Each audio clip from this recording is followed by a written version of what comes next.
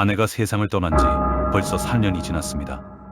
북적거리던 집안 의정적이 주인 노릇을 한 지도 꽤 오래됐지요. 혼자 남은 이 큰 집을 정리해야겠다고 마음먹은 건 어쩌면 이제야 비로소 홀로 설 준비가 되었기 때문인지도 모르겠습니다. 먼지 쌓인 장롱 깊숙한 곳에서 묵직한 상자 하나를 끌어냈습니다. 아내가 생전에 아끼던 물건인 줄 알았는데 그 안에서 나온 건 뜻밖에도 제가 40년 전 잃어버렸던 저의 청춘이었습니다.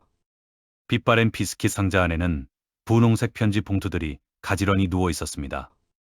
손끝에 닿는 종이의 질감이 마치 어제인처럼 생생하게 저를 과거로 불러냅니다. 영호 씨, 비가 오네요. 첫 문장을 읽자마자 쿵 하고 심장이 내려앉았습니다. 그녀, 윤이었습니다. 40년이라는 세월이 겹겹이 쌓여 있는데도 그녀의 글씨체를 보는 순간 가슴 한구석이 아릿해지는 건 어쩔 수가 없더군요. 그 시절에 저는 참으로 가난했습니다. 하루 두 끼를 라면으로 때우는 게 일상이었고 구멍난 양말을 감추려 발가락에 힘을 주고 걷던 고학생이었지요. 윤희와 데이트를 하는 날이면 커피 한 잔 값에 손을 벌벌 떨며 주머니 속 잔돈을 세어보곤 했습니다. 빛나는 눈으로 저를 바라보던 부잣집 딸 윤희. 그녀에게 어울리는 사람이 되고 싶었지만 가난이라는 놈은 제 자존심을 늘 바닥까지 갉아먹었습니다. 결국 그녀가 유학을 떠난다는 소식을 들었을 때 저는 축하한다는 말 대신 도망을 선택했습니다. 작별 인사도 없이 입대 통지서를 받아들고 숨어버렸던 그 비겁했던 청년. 편지 뭉치 끝에는 차마 보내지 못한 저의 답장들이 묶여있더군요. 미안해, 미안해. 종이가 뚫릴 정도로 꾹꾹 눌러 쓴 그 세 글자가 제 20대의 전부였음을 이제야 깨닫습니다. 창밖에는 어느덧 붉은 노을이 내려앉고 있었습니다. 이제는 어디선가 누군가의 할머니가 되어 있을 윤희의 얼굴을 떠올려 봅니다. 나처럼 머리가 하얗게 새었을까요? 그 말던 웃음은 여전할까요? 제 눈에서 떨어진 눈물 한 방울이 노란 종이 위로 번져갑니다. 묻어두었던 기억이 비집고 나오기 시작한 저의 늦은 가을 이야기는 그렇게 다시 시작되고 있었습니다. 상자를 열어본 지 며칠이나 지났을까요? 고향 친구 기철이 놈에 대해서 전화가 온 건 마치 누군가 짜놓은 각본 같았습니다. 영호야, 이번 동창회는 꼭 나와라. 미국 갔던 윤희, 그 가시나 돌아왔단다. 기철이의 목소리가 귓가를 때리는 순간 제 심장은 40년 전 그날처럼 요동치기 시작했습니다. 거울 속에는 백발이 성성한 노인이 서 있는데 마음은 어느새 낡은 운동화를 신은 20살 청년이 되어 있었죠. 나가지 말자고 가서 그 늙어버린 얼굴을 마주해 뭐 하겠느냐고 수백 번을 다짐했습니다. 하지만 손은 이미 장롱 깊숙이 걸어둔 가장 아끼는 양복을 꺼내고 있더군요. 아내의 장례식 이후 처음으로 꺼내 입은 양복이 어색해 한참을 서성였습니다. 약속 장소인 식당 문 앞 차가운 손잡이를 잡고 저는 아이처럼 손바닥에 땀을 바지에 닦아냈습니다. 영호야, 도망치지 마라. 이번에도 도망치면 네 인생엔 정말 아무것도 남지 않는다. 문을 열자마자 쏟아지는 소음들, 그리고 익숙한 듯 낯선 얼굴들이 보였습니다. 하지만 그 수많은 사람 사이에서도 저는 단번에 그녀를 찾을 수 있었습니다. 창가 쪽에 우아하게 앉아 찻잔을 만지던 한 여인. 세월은 공평하게 그녀의 얼굴에도 주름을 새겨놓았지만 그 특유의 맑은 눈망울과 곧은 선은 그대로 남아있었습니다. 그녀와 눈이 마주친 순간 식당 안의 모든 소리가 진공 상태처럼 사라졌습니다. 윤희가 천천히 일어나 저를 향해 걸어왔습니다. 마치 40년이라는 긴 터널을 지나 이제 막 빛으로 나온 사람처럼 말이죠. 오랜만이야, 영호 씨. 그녀의 목소리가 들리는 순간 저는 대답 대신 메어오는 목소리를 삼켜야 했습니다. 그녀의 손등에 새겨진 옅은 검버섯과 주름을 보며 깨달았습니다. 우리가 얼마나 먼 길을 돌아왔는지, 그리고 그 긴 시간 동안 서로가 얼마나 고단한 삶을 견뎌왔는지를 말입니다. 저는 떨리는 손을 내밀어 그녀의 이름을 마음속으로만 가만히 불러보았습니다. 윤희야. 입 밖으로 내뱉지 못한 그 이름이 목구멍 끝에서 뜨거운 불덩이가 되어 타오르고 있었습니다. 북적이는 식당을 빠져나와 조용한 전통 찻집에 자리를 잡았습니다. 찻잔을 든 윤희의 손이 미세하게 떨리는 것을 보며 저 역시 찻잔 속에 흔들리는 제 얼굴을 내려다 보았지요. 어떤 말부터 꺼내야 할까? 40년 전, 왜 아무 말 없이 사라졌느냐는 그녀의 원망 섞인 질문이 나올까봐 겁이 났습니다.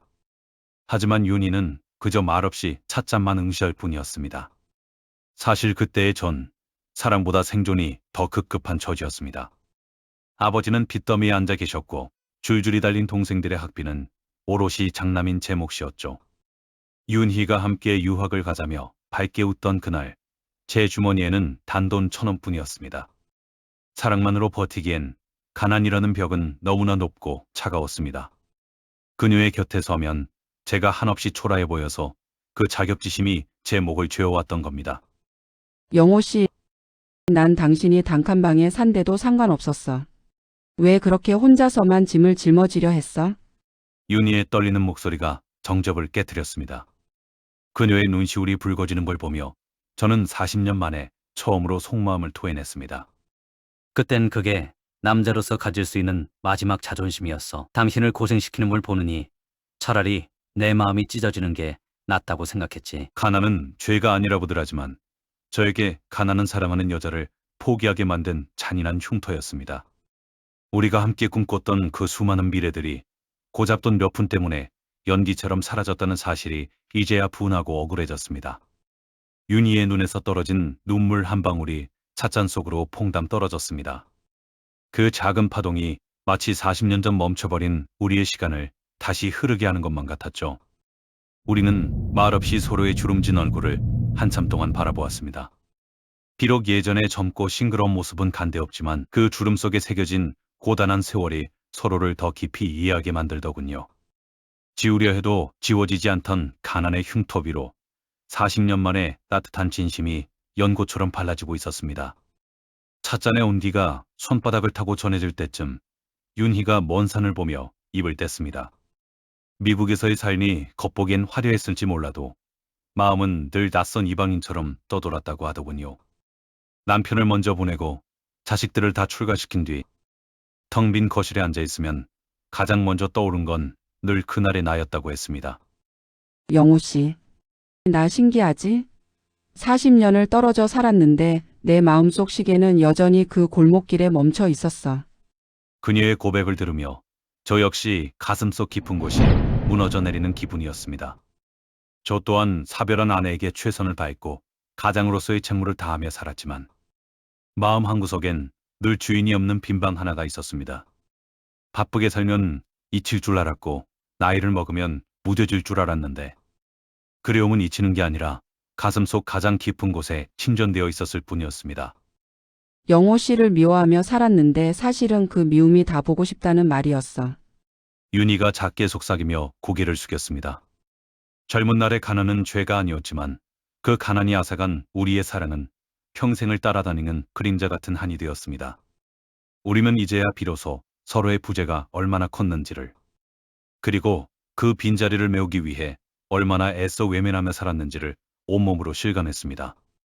찻집 구석에 놓인 낡은 전축에서 우리가 좋아했던 옛 노래가 흘러나왔습니다. 노래 가사 한 줄 한 줄이 마치 우리의 사연을 대신 읽어주는 것만 같았지요. 저는 떨리는 마음을 억누르며 테이블 위에 놓인 윤희의 주름진 손 위로 제 손을 조심스럽게 포개보았습니다. 거칠고 투박해진 두 손이 맞닿는 순간 40년이라는 긴 시간이 순식간에 녹아내리는 것 같았습니다. 40년을 돌아 이제야 맞잡은 손. 그 위로 오후의 비스듬한 햇살이 따스하게 내려앉았습니다. 우리는 아무 말도 하지 않았지만 맞잡은 손의 온기만으로도 서로에게 묻고 있었습니다. 그동안 얼마나 외로웠느냐고, 그리고 이렇게 살아있어 줘서 참 고맙다고 말입니다. 저는 떨리는 용기를 내어 그녀에게 물었습니다. 윤희야, 우리 그때 못 갔던 바다 지금이라도 가볼까? 내심 거절하면 어쩌나 싶었지만 윤희는 아이처럼 환하게 웃으며 고개를 끄덕였습니다. 우리는 마치 수학여행을 떠나는 학생들처럼 들뜬 마음으로 기차에 올랐지요. 창밖으로 빠르게 흘러가는 풍경을 보며 우리는 약속이라도 한 듯 못다한 40년치 수다를 쏟아냈습니다. 기차역에 내려 바닷가에 도착하자 비릿한 바다 내음과 시원한 바람이 우리를 맞이했습니다. 바람은 무심하게도 윤희의 하얀 머리칼을 부드럽게 흩뜨려 놓더군요. 모래사장을 걷는 윤희의 발걸음이 어찌나 가볍고 경쾌해 보이는지 그 뒷모습을 보고 있자니 가슴 한구석이 벅차올라 이것이 꿈인지 생시인지 몇 번이나 팔을 꼬집어 보았습니다. 간암 때문에 포기해야 했던 그 시절의 풍경들이 이제야 제 눈에 들어왔습니다. 그때는 돈이 없어서 여유가 없어서 차마 보지 못했던 바다의 푸른빛이 이제는 인생의 가을을 지나는 노년의 시선으로 보니 이토록 넉넉하고 평화로울 수가 없었습니다. 우리는 해변 한쪽에 나란히 앉아 수평선을 바라보며 긴 침묵 속에 잠겼습니다. 영호 씨, 우리 너무 늦게 온 걸까? 윤희가 수평선을 바라보며 나직하게 물었습니다. 저는 그녀의 주름진 손을 가만히 쥐며 대답했습니다. 아니, 윤희야. 가장 아름다운 노을은 가장 늦게 찾아오는 법이거든. 제 말에 윤희는 안심한 듯 제 어깨에 가만히 머리를 기대왔습니다. 비록 몸은 늙고 기력은 예전만 못하지만 마음만큼은 그 누구보다 뜨거웠던 그해 여름의 우리로 돌아가 있었습니다. 파도가 밀려왔다 밀려가는 그 길목에서 왜는 잃어버린 청춘에 대한 보상을 받고 있었는지도 모릅니다. 지는 해를 등지고 앉은 두 노인의 그림자가 모래사장 위로 길게 늘어졌습니다. 그 그림자만큼은 40년 전 그날처럼 아주 가깝고 다정하게 맞닿아 있었습니다. 윤희와의 꿈같은 여행에서 돌아온 다음 날, 저는 이른 아침부터 서둘러 집을 나섰습니다. 도착한 곳은 아내가 잠들어 있는 산소였습니다. 비석에 새겨진 아내의 이름을 보는 순간 가슴 한구석에서 묵직한 돌덩이가 치밀어 올랐습니다. 가난한 고생길을 묵묵히 함께 걸어주고 자식들을 훌륭히 키워내며 제 곁을 지켜준 아내. 그 사람에 대한 미안함이 날카로운 가시가 되어 목구멍을 찔러왔습니다. 저는 아무 말 없이 묘욕의 자풀을 하나하나 뽑아냈습니다. 윤희를 만나 웃고 떠들던 어제의 제 모습이 마치 아내를 배신한 것처럼 느껴져 손끝이 떨렸습니다. 여보, 나를 너무 미워하지 마오. 그저 평생 짊어지고 살았던 마음의 빚을 이제야 갚으러 온 것이라 생각해줘. 허공에 흩어지는 제 목소리가 어찌나 공허하던지요. 아내와 함께한 30여 년의 세월 동안 저에겐 더할 나위 없는 진심이었습니다. 첫사랑이 가슴속 깊이 박힌 지울 수 없는 문신이었다면 아내는 제 삶을 지탱해준 든든한 뿌리이자 따뜻한 안식처였습니다. 바람이 불어 요지 근처의 나무들이 서걱거리는 소리를 낼 때마다 마치 아내가 괜찮다고 당신도 이제 그만 무거운 짐을 내려놓으라고 속삭이는 것만 같았습니다. 첫사랑에 대한 그리움과 아내에 대한 의리 사이에서 제 마음은 한참을 소용돌이 쳤습니다. 하지만 산을 내려오며 비로소 깨달았습니다. 윤희를 다시 만난 건 과거의 아내를 부정하는 일이 아니라 제 가슴속에 맺혀있던 응어리를 풀어내어 남은 생을 더 정직하게 살기 위함이라는 것을요. 집으로 돌아오는 길, 발걸음은 이전보다 훨씬 무거우면서도 묘하게 단단해졌습니다. 저는 주머니 속에 든 윤희의 전화번호가 적힌 낡은 쪽지를 꽉 움켜쥐었습니다. 아내에게 바치는 마지막 사부곡은 남은 시간을 후회 없이 행복하게 살아가는 모습이어야 한다고 스스로에게 다짐하며 말입니다. 세상에 영원한 비밀은 없나 봅니다. 아들이 예고도 없이 찾아와 제 휴대폰과 잦은 외출에 대해 따져 묻기 시작했습니다. 아버지, 이 나이에 무슨 첫사랑입니까? 돌아가신 어머니 생각은 안 하세요? 아들의 날선 목소리가 거실의 공기를 차갑게 얼려버렸습니다. 저는 자식들에게 부끄러운 짓을 한 게 아닌데도 마치 큰 죄라도 지은 사람처럼 고개를 들 수 없었습니다. 아들은 동네 창피해서 고개를 못 들겠다며 자식들 체면도 좀 생각해 주셔야 하는 거 아니냐고 몰아세웠습니다. 노년의 감정은 그저 주책맞은 망령으로만 치부되는 현실이 서글펐습니다. 비단 저뿐만이 아니었습니다. 윤희 역시 미국에 있는 자식들로부터 당장 돌아오라는 거센 압박을 받고 있었습니다. 우리의 사랑은 젊은 시절보다 더 복잡한 가족관계와 현실의 가시덤불 속에 갇혀버린 겁니다. 늦은 밤 윤희에게서 전화가 왔습니다. 수화기 너머로 들려오는 그녀의 힘없는 목소리에 제 가슴은 갈기갈기 찢어지는 듯했습니다. 영호 씨, 우리는 왜 늘 마음 편히 사랑할 수 없는 걸까요? 그녀의 탄식에 저는 아무런 대답도 할 수 없었습니다.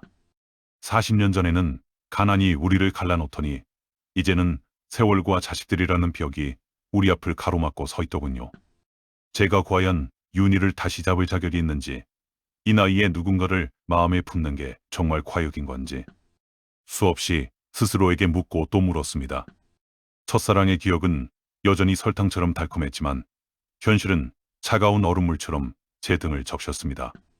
자식들의 실망한 눈빛을 외면할 만큼 제가 더 강한 사람이 아니라는 사실이 저를 더 비참하게 만들었습니다. 저는 책상 위에 놓인 윤희의 편지 상자를 다시 조용히 닫았습니다. 상자 위로 쌓인 먼지만큼이나 우리가 넘어야 할 현실의 무게가 너무나도 무거웠습니다. 창밖의 어둠은 깊어만 가고 저는 그 속에서 다시 혼자가 되어야 할 준비를 하고 있었습니다. 노년의 사랑은 이토록 아프고 또 허락받기 힘든 사치였던 걸까요? 결국 윤희는 미국행 비행기표를 예매했습니다. 자식들의 성화도 성화였지만 우리 때문에 자식들이 서로 등지는 꼴은 차마 못 보겠다는 게 그녀의 마지막 고집이었죠. 전화를 통해 이번이 정말 마지막 인사가 될 것 같다는 말을 들었을 때 제 발걸음은 저절로 공항으로 향하고 있었습니다. 40년 전 비겁하게 입대 통지서 뒤로 숨어버렸던 그 시절의 제가 아니길 간절히 바라면서 말입니다. 출국장 게이트 앞에 서 있는 윤희를 발견했을 때 제 가슴은 터질 듯이 아려왔습니다. 그녀는 40년 전보다 더 야위어 보였고 그 어깨에는 세월의 짐이 한가득 실려있는 듯 했습니다. 저는 이번에도 그녀를 보내야만 하는 제 처지가 서글펐지만 이번엔 도망치지 않고 그녀의 눈을 똑바로 마주 보았습니다. 윤희야. 평생을 목구멍에 가둬두었던 그 이름을 불러보았습니다. 윤희야, 이번엔 꼭 이름으로 불러보고 싶었어. 가서 아프지 말고 잘 지내야 해. 제 부름에 그녀는 참았던 울음을 터뜨리며 제 품에 잠시 기댔습니다. 주름진 손으로 서로의 옷자락을 꽉 움켜쥔 채 우리는 말없는 기도를 나누었습니다. 우리는 서로에게 약속했습니다. 이제는 미안해하지 말자고. 가난 때문에 헤어졌던 것도 세월 때문에 다시 헤어지는 것도 누구의 잘못도 아니라고 말입니다.